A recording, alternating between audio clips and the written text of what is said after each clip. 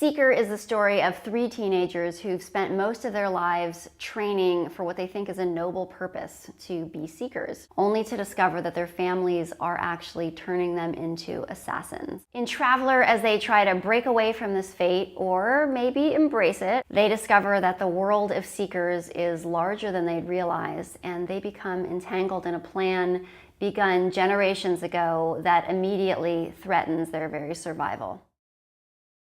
Today I'm here on one of my favorite sites, Litherist.com, to answer the question, how do you choose the locations for your stories?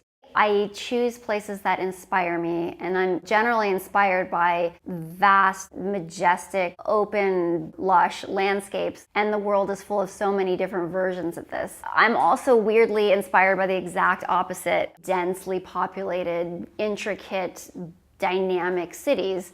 And I think that's why in Seeker you see the action takes place between the Scottish Highlands and Hong Kong, which in the book is this even denser, darker, more crowded version of Hong Kong. And then in Traveler, there are new locations. We go to Mont Saint-Michel, which is this medieval city. It's a small island off the coast of France that's completely separated from the mainland when the tide comes in. There's the Skeleton Coast in Namibia, in southwestern Africa, probably one of the most barren places on earth, but also beautiful in its own way. Then there's a frozen cave in Norway where some key chapters take place.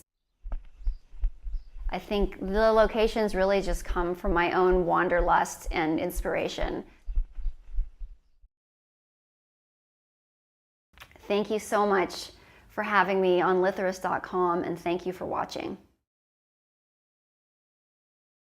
If you're interested in being a writer, I do a weekly video called 1 Question, 2 Minutes, where I take questions about writing from readers and try to answer them as best I can. Feel free to send me your own questions.